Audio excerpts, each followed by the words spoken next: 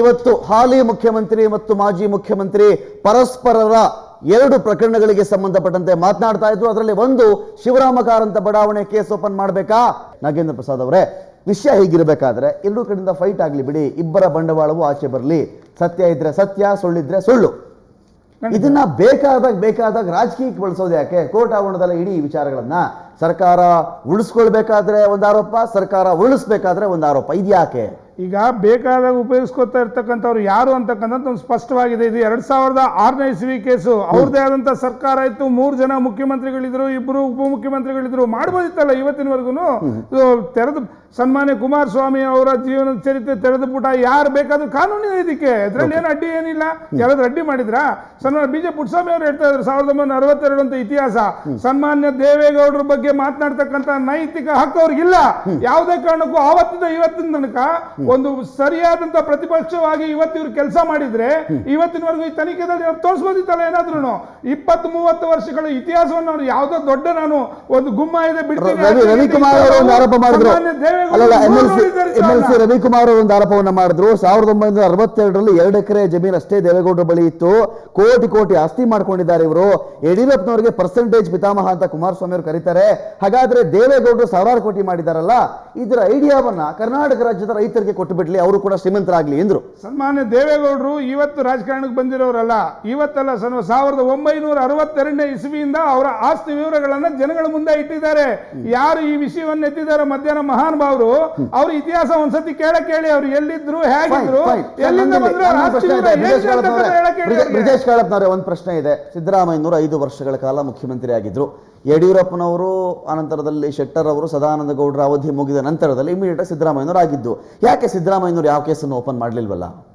ಇಲ್ಲ, ಈ ಆರ್ಡರ್ ಬಂದಿರೋದು ಸುಪ್ರೀಂ ಕೋರ್ಟ್ ಆರ್ಡರ್ ಬಂದಿರುವಂತದ್ದು ಶಿವರಾಮ್ ಕಾರಂತ್ ಬಡಾವಣೆ ಬಗ್ಗೆ ಕಳೆದ ತಿಂಗಳು. ಓಕೆ, ಹೊಸ ವಿಚಾರ ಅಲ್ಲ ಇದು. ಸುಪ್ರೀಂ ಕೋರ್ಟ್ ಆರ್ಡರ್ ಆದ್ಮೇಲೆ ಇವಾಗ ಅದ್ರ ಬಗ್ಗೆ ತನಿಖೆ ಮಾಡ್ಬೇಕಾಗತ್ತೆ. ಆಮೇಲೆ ರಾಜಕೀಯವಾಗಿ ಮಾತಾಡ್ತೀರಿ. ಈಗ ಒಂದು ವಿಚಾರ ಕೋರ್ಟ್ ನಲ್ಲಿ ಇರಬೇಕಾದ್ರೆ ಸುಪ್ರೀಂ ಕೋರ್ಟ್ ಅದನ್ನ ತನಿಖೆ ಮಾಡುವಂತೆ ಆದೇಶವನ್ನ ಕೊಟ್ಟಿದೆ. SIT ರಿಪೋರ್ಟ್ ರೆಡಿ ಮಾಡ್ತಾ ಇದೆ, ತನಿಖೆಗಳು ನಡೀತಾ ಬರ್ತಾ ಇದೆ. ತಪ್ಪಿತಸ್ಥರು ಇಲ್ಲದೆ ಇದ್ರೆ ಇಲ್ಲ. ಇದರ ಜಡ್ಜ್ಮೆಂಟ್ ಬರ್ಲಿಕ್ಕಿಂತ ಮುಂಚಿತವಾಗಿಯೇ ಇದನ್ನ ರಾಜಕೀಯವಾಗಿ ಬೇಕಾದಾಗ ಬರೀ ನಿಮ್ ಪಾರ್ಟಿ ಅಂತಲ್ಲ, ಬಿಜೆಪಿನೂ ಕೂಡ ಸೇರಿಸಿ ಮಾತನಾಡ್ತಾ ಇದ್ದೀನಿ, ಬಳಸಿಕೊಳ್ಳುವುದು ಯಾಕೆ? ಸುಪ್ರೀಂ ಕೋರ್ಟ್ ತೀರ್ಪು ಬರ್ಲಿಪ್ಪ, ಮಾತಾಡಿದ್ರೆ ಮುಗಿದು ಹೋಯ್ತು. ಶಿವರಾಮಕಾರಂತ ಬಡಾವಣೆ ಕೇಸ್ ಓಪನ್ ಮಾಡ್ಲಾ, ತೆಗಿಲ್ಲ, ಅಲ್ಲೇ ನಡೆದಿದೆ ಹೇಳ ಅಂತ ಹೇಳೋದು ಒಂದು ಬುಟ್ಟಿಲಿರೋ ಹಾವು ತೋರಿಸ್ತಾ ಇರೋದ. ಹಾವು ಬಿಡ್ತೀನಿ. ಸುಪ್ರೀಂ ಕೋರ್ಟ್ ತೀರ್ಪು ಬಂದಿದೆ. ಸುಪ್ರೀಂ ಕೋರ್ಟ್ ಏನ್ ಹೇಳಿದ್ದಾರೆ, ಜಸ್ಟಿಸ್ ಕೇಶವ ನಾರಾಯಣ್ ಅವರು ಒಂದು ಜುಡಿಷಿಯಲ್ ಕಮಿಷನ್ ಮಾಡಬೇಕು, ಅದರಲ್ಲಿ ಇವ್ರು ತನಿಖೆ ನಡೆಸಬೇಕು ಅನ್ನೋದು ಇದೆ. ಸೊ ಅದ್ರಲ್ಲಿ ಬರ್ಲಿ, ಆ ವಿಚಾರಣೆ ನಡೆದ ಗೊತ್ತಾಗುತ್ತೆ. ಒಂದ್ ಕಡೆ ಬ್ರಿಜೇಶ್ ಕಾಳಪ್ಪನವರೇ, ಒಂದ್ ಕಡೆ ಇವತ್ತು ಬಿಜೆಪಿ ನಾಯಕರು ಆರೋಪಗಳನ್ನ ಮಾಡಿದ್ರು, ಪ್ರೆಸ್ ಮೀಟ್ ಮಾಡಿದ್ರು. ಆರ್ ಅಶೋಕ್ ಅವರ ಒಂದು ಪ್ರೆಸ್ ಮೀಟ್ ಇತ್ತು, ರವಿಕುಮಾರ್ ಅವರು ಮಾತನಾಡ್ತಾ ಇದ್ರು, ಆನಂತರದಲ್ಲಿ ಗೋವಿಂದ ಕಾರಜೋಳರು ಮಾತನಾಡಿದ್ರು.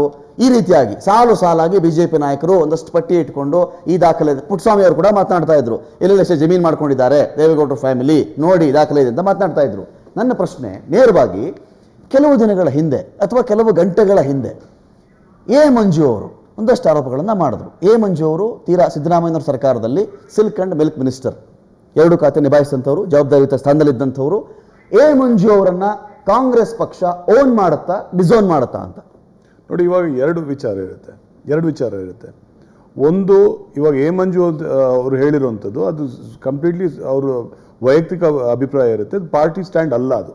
ಹೌದು ಸರ್, ಹೌದು. ನೋಡಿ, ನಾನು ಒಪ್ಪಲ್ಲ ಬ್ರಿಜೇಶ್ ಕಾಳಪ್ಪ. ಈಗ ಬ್ರಿಜೇಶ್ ಕಾಳಪ್ಪನವರೇ, ಈಗ ಹಾಗಾದ್ರೆ ರವಿಕುಮಾರ್ ಅವರು ಮಾತನಾಡಿರೋದು, ಅಶೋಕ್ ಅವರು ಮಾತನಾಡಿರೋದು, BJ ಪುಟ್ಟಸ್ವಾಮಿ ಅವರು ಮಾತನಾಡಿರೋದು ಪಾರ್ಟಿ ಸ್ಟ್ಯಾಂಡ, ಓನ್ ಅದು ಸ್ವಂತ ಅವರು ವೈಯಕ್ತಿಕವಾಗಿ ಮಾತಾಡ್ತಿದಾರ?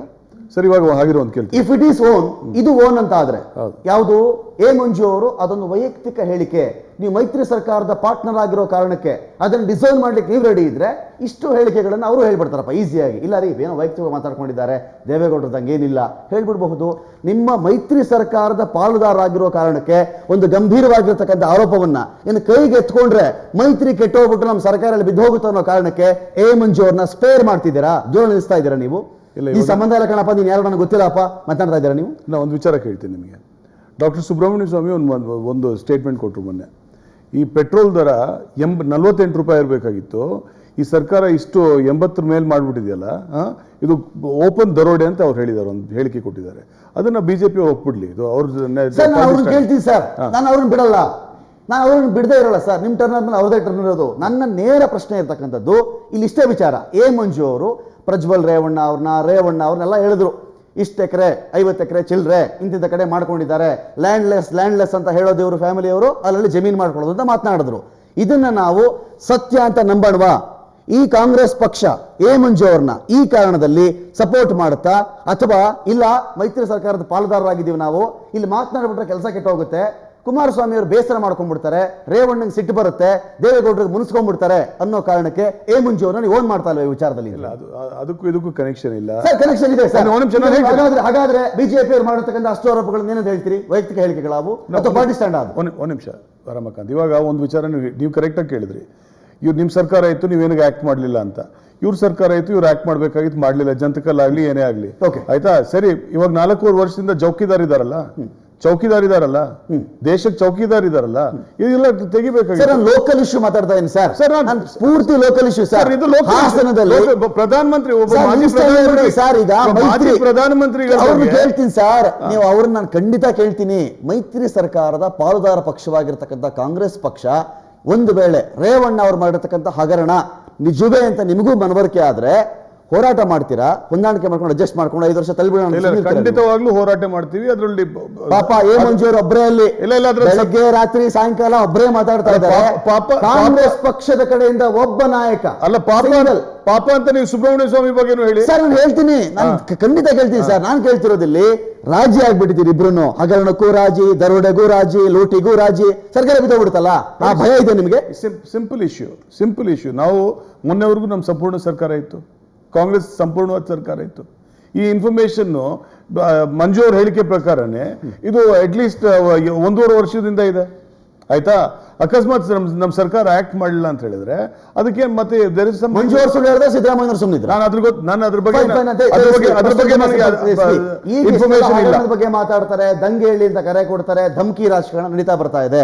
ಆರೋಪಗಳು ನಿಜವಾಗಿದ್ದ ಮೇಲೆ ಎಲ್ಲರೂ ಕೂಡ ಅವರವರ ಟೈಮಿಗೆ ಯಾಕೆ ವೆಯ್ಟ್ ಮಾಡ್ತಾ ಇದ್ದಾರೆ? ಎಲ್ಲರೂ ಕೂಡ ರಾಜಿ ಆಗ್ಬಿಟ್ಟಿದ್ದಾರೆ ಹಗರಣಗಳ ವಿಚಾರದಲ್ಲಿ, ಇನ್ಕ್ಲೂಡಿಂಗ್ ಬಿಜೆಪಿ. ಇಷ್ಟು ದಿನಗಳ ಕಾಲ ನಿಮ್ಮ ಪಾರ್ಟಿ ಏನು ಮಾಡ್ತಾ ಇತ್ತು? ಈಗ ದುರ್ಗದ ಕತೆ ಹೇಳ್ತಾರೆ ಪುಟ್ಟಸ್ವಾಮಿ ಅವರು, ರವಿಕುಮಾರ್ ಅವರು ಮಾತನಾಡ್ತಾರೆ, 1962 ಅಂತ ಮಾತನಾಡ್ತಾರೆ. ವಾಜಪೇಯಿ ಅವ್ರ ಸರ್ಕಾರ ಬಂದಿತ್ತು, ನಿಮ್ಮ ಸರ್ಕಾರ ಇತ್ತು, ಯಾಕೆ ಯಾರು ಮಾತಾಡ್ತಿರ್ಲಿಲ್ಲ? ಎಲ್ಲ ರಾಜ್ಯ ಆಗಿದ್ದೀರಾ? ಕಾಂಪ್ರಮೈಸ್, ನೀನು ತೆಗಿಬೇಡ, ನಾನು ತೆಗಿಯಲ್ಲ. ರಮಾಕಾಂತ್ ಅವರೇ, ಇದು ನೋಡಿ, ಕಾಳಪ್ಪನವ್ರು ಯಾವ ರೀತಿ ಇವಾಗ ಇದನ್ನು ಹೇಳ್ತಾ ಇದ್ದಾರೋ, ಮಂಜು ಅವರಿಂದ ಡಿಸ್ಟೆನ್ಸ್ ಮಾಡ್ಕೊಳ್ಳಿಕ್ಕೆ, ಇದು ಪೊಲಿಟಿಕಲ್ ರಿಯಾಲಿಟೀಸ್ಗಳಿವು.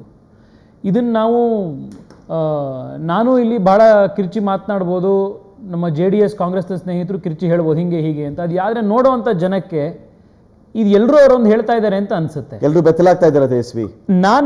ನಾನು ನೋಡಿ, ಒಬ್ಬ ಯಂಗ್ಸ್ಟರ್ ಆಗಿ ನಾನು ಒಂದು ವಿಚಾರ ಹೇಳ್ತಾ ಇದ್ದೀನಿ. ಇಲ್ಲಿ ಬಹಳಷ್ಟು ಎಲ್ಲರೂ ರಾಜಕಾರಣದಲ್ಲಿ ಒಂದು ಪರಿವರ್ತನೆ ಬರಬೇಕು ಅಂತ ಎಲ್ರಿಗೂ ಒಂದು ಹಂಬಲ ಇದೆ. ಈ ಪರಿವರ್ತನೆ ಎಲ್ಲಾದರೂ ಒಂದು ಕಡೆ ಪ್ರಾರಂಭ ಆಗುತ್ತೆ, ಪರಿವರ್ತನೆ ಬರುತ್ತೆ. ಆದರೆ ಇವತ್ತು ನಾನು ಇಲ್ಲಿ ಇವತ್ತಿನ ಪರಿಸ್ಥಿತಿಯನ್ನು ಕರ್ನಾಟಕದಲ್ಲಿ ಆಗ್ತಿರೋದನ್ನು ನೋಡಿದ್ರೆ, ಇಲ್ಲಿ ನಮಗೆ ಒಂದು ಕಡೆ ಸರ್ಕಾರದ ಅಸ್ತಿತ್ವವೇ ಇಲ್ಲ, ಸರ್ಕಾರ ಯಾವ ದೃಷ್ಟಿಯಲ್ಲೂ ಕೆಲಸ ಮಾಡ್ತಾ ಇಲ್ಲ. ಯಾರು ಸರ್ ಒಂದ್ ನಿಮಿಷ, ನೀವು ದಯಮಾಡಿ ಕೇಳಿ,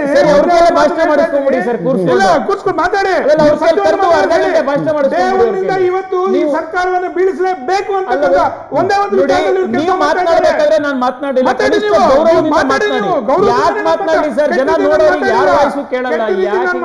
ಗೌರವ ಕೊಟ್ಟು ಮಾತಾಡ್ತಾ ಇದ್ದೀನಿ. ಇವ್ರ ಇಂಟೆನ್ಷನ್ ಇರ್ತಕ್ಕಂಥದ್ದು ಯಾವುದೇ ಕಾರಣಕ್ಕೂ ಈ ರಾಜ್ಯದಲ್ಲಿ ಸಮಸ್ಯೆ ಮತ್ತೆ